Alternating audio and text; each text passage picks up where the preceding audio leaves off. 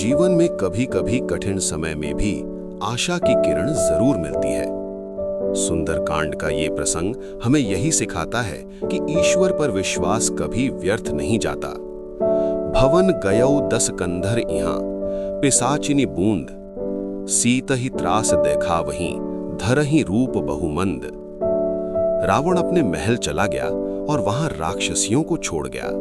वे सीता माता को डराने के लिए भयानक रूप धारण करने लगी। त्रिजटा नाम राक्षसी एका, राम चरण रति निपुण विवेका। उन राक्षसियों में एक त्रिजटा नाम की राक्षसी थी जो श्री राम के चरणों में प्रेम रखने वाली और बुद्धिमान थी।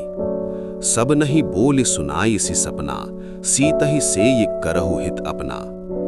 त्रिजटा ने सभी राक्षसियों को बुलाकर अपना सपना सुनाया और कहा कि सीता की सेवा करना ही तुम्हारे हित में है। सपने बानर लंका जारी, जातु धान सेना सब मारी।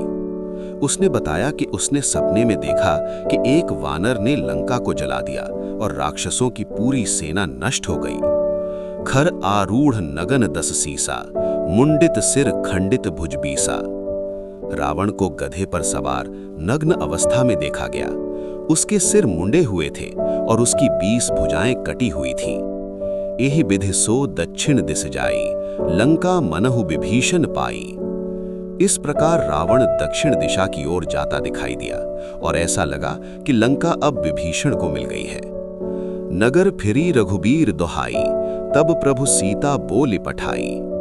पूरे नगर में जय श्री राम की ध्वनि गूंज रही थी। तब श्री राम ने सीता माता को बुलवाया। यह सपना मैं कहूं पुकारी, होई ही सत्य गए दिनचारी। त्रिजटा ने कहा, मैं ये सपना सच सच बता रही हूं, ये 4 दिनों में सत्य हो जाएगा।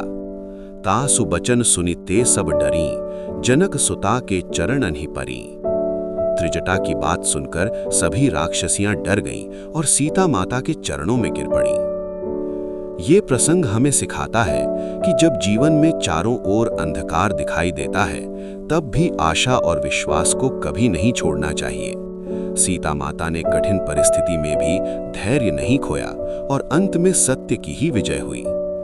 यही सच्चाई है, बुराई चाहे कितनी भी ताकतवर क्यों न लगे, अंत में जीत हमेशा सत्य और धर्म की ही होती है।